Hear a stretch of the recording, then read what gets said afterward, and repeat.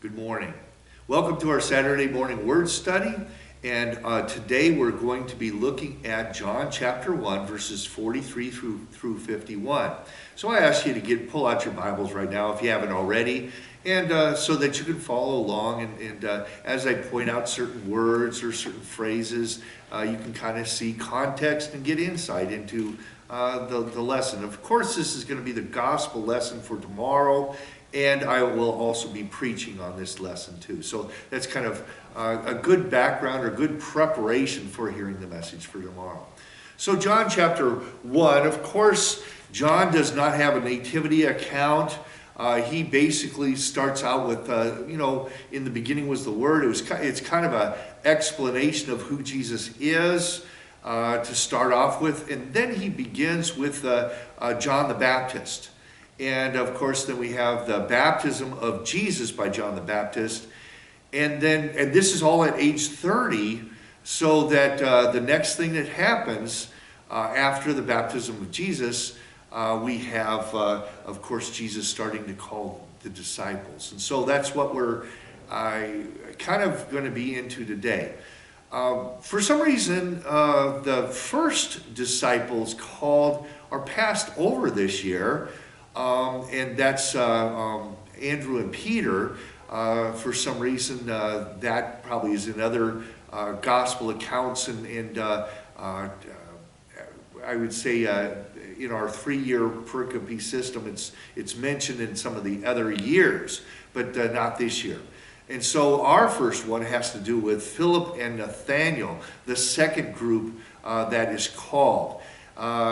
Philip it seems like a very easy, simple call. For some reason, he's following Jesus or tagging around behind Jesus, and Jesus calls him. But Philip then goes and invites Nathaniel to come see Jesus, and so Nathaniel becomes one that's being called as a disciple. So that's kind of the background into what we're going to get into today. Let's begin with our reading. This is verses 43 and through 51. I'll take it 2 verses at a time for the most part. The next day, Jesus decided to go to Galilee. He found Philip and said to him, "Follow me." Now Philip was from Bethsaida, the city of Andrew and Peter. Not a whole lot to draw our attention to there. I guess the first thing it says, the next day. The previous day was the day that he called Andrew and Peter, and the day before that, I think, is the day he was baptized, so things are happening in a daily order, a daily progression, if you want to call it that. So he decides to go to Galilee at this point. He finds Philip. That's kind of an important, significant insight that we have there. One of the things that I think in our day and age, we have this tendency to say, I found God, or I made the decision for God. In Scripture, it seems like the opposite is always happening. Jesus is reaching out and finding people and drawing them to himself, rather than people, coming and approaching God, sort of thing. So when he's calling his disciples, follow me. That's what he will say to these people. So anyways, now Philip was from Bethsaida. Bethsaida is just a town I think it's on the north side of the Sea of Galilee. It's one of the small little towns that's up there. Nazareth is right up there too. Cana is right up there. These are all little dinky little towns. Not the hub of what we call the Jewish faith, which would be Jerusalem. But this is where Jesus grew up, and he starts his ministry there. So I think and another interesting thing to draw your attention to, 3 of the disciples come from this small podunk town up in north of Galilee. Another one, Nathaniel, I think he's from Cana, if I'm not mistaken. So there's actually 4 disciples up there. And, not all of them are coming from the hub of the Jewish faith, which is Jerusalem. So anyways, let's continue on. Verse 45, I'll leave that by itself. Philip found Nathanael and said to him, "We have found him of whom Moses in the law and also the prophets wrote, Jesus of Nazareth, the son of Joseph. Now, I think it's interesting in the words that Philip says, we have found him of whom Moses in the law and also the prophets spoke. I think it's important for us to recognize that Philip and Nathanael had been faithful followers of the Jewish faith. They knew the promises of the Messiah from the Old Testament, and they were still having this hope of the Messiah coming. And so when Philip sees the Messiah, he tells Nathanael, which is another thing that I think it's very important for us to recognize in our text. Also happened with Andrew and Peter, but also here is the fact that when there's kind of a domino effect of the gospel. When somebody sees something that's so special, such as Jesus Christ, and knows what Jesus does for them, they want to share it with other people, even today, right? So this is kind of a special, neat part of this as well.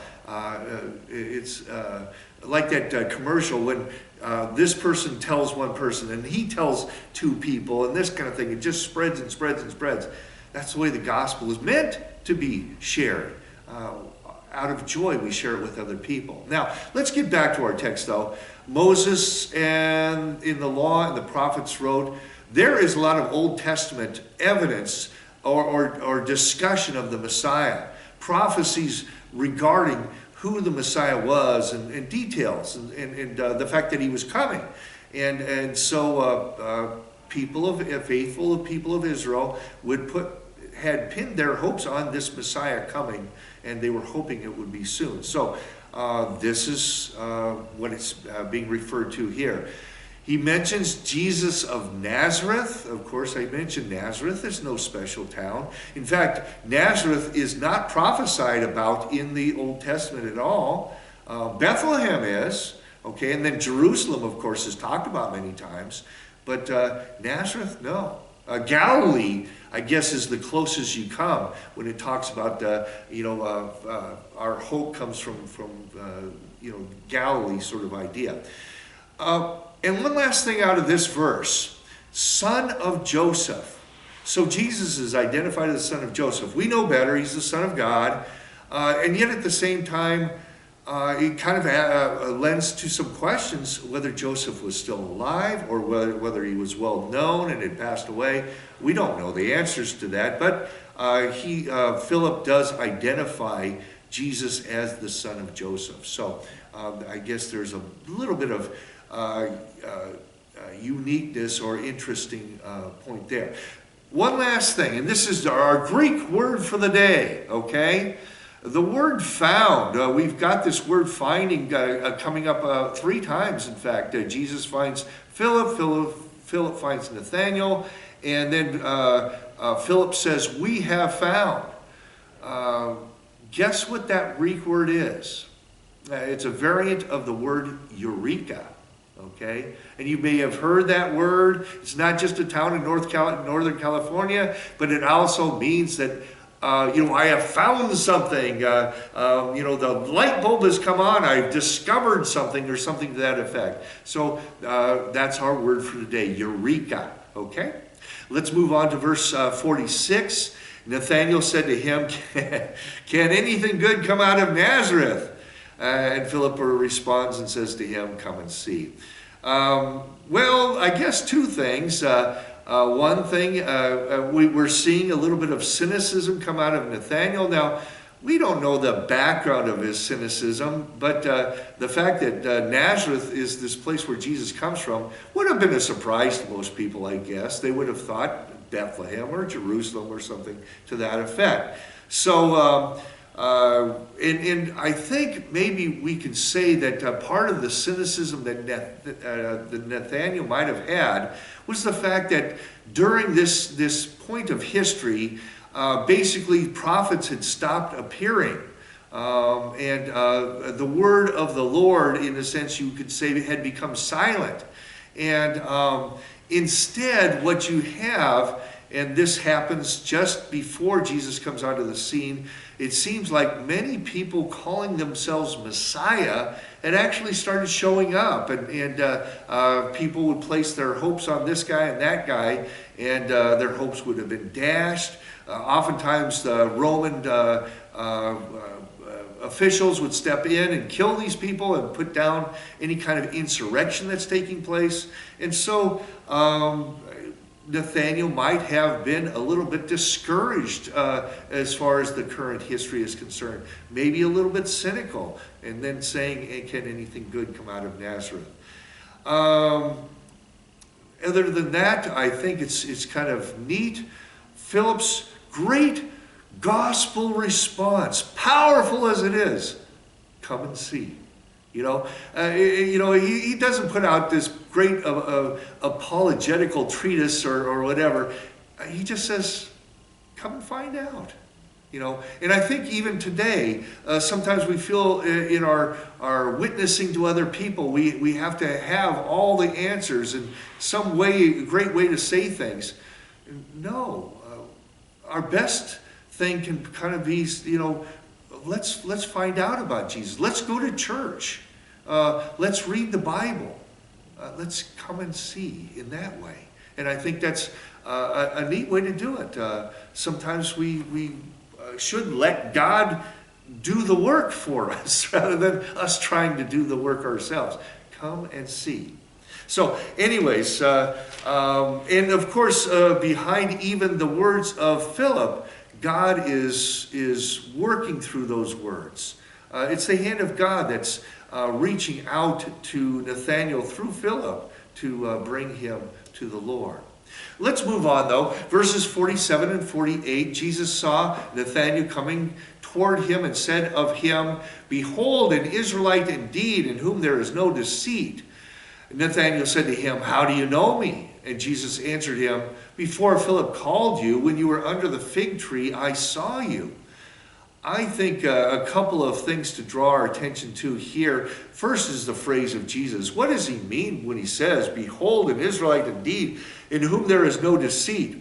I think two things can be drawn from this, or could be speculated from this, is the idea that Nathanael, in a sense, had not been corrupted by the false teachings and false thinking of false messiahs, or anything down that direction. The other thing, and this is kind of an assumption of some of the theologians, they kind of say, well, maybe Jesus in a sense is looking ahead, and he knows that Nathanael actually is going to be somebody who is going to truly believe in the true Messiah, which is Jesus himself. So it could be either one of those, and both are, in a sense, very valid.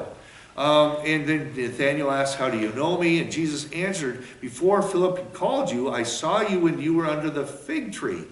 And in a sense, this is Jesus revealing the fact that he is God, okay? That he has omniscience and is able to see everything and know everything.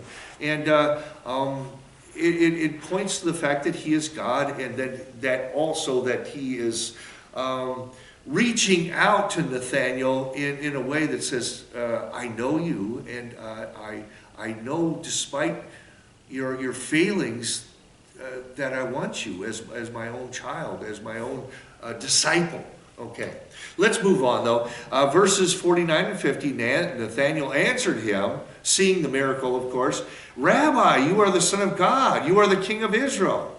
And Jesus answered him, because I said to you, I saw you under the fig tree, do you believe? You will see greater things than these.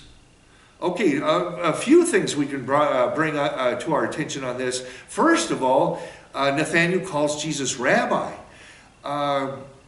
That's a unique relationship that happens in those days.